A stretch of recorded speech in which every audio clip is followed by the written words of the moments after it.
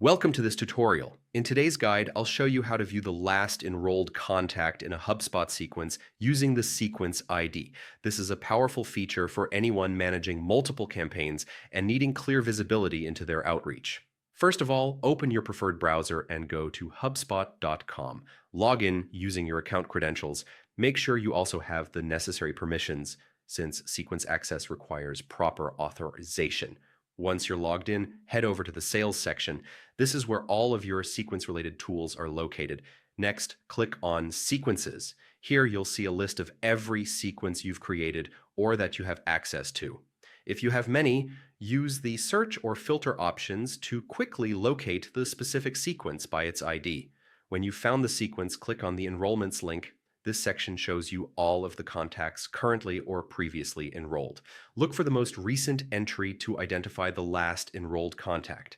Monitoring this information is incredibly valuable.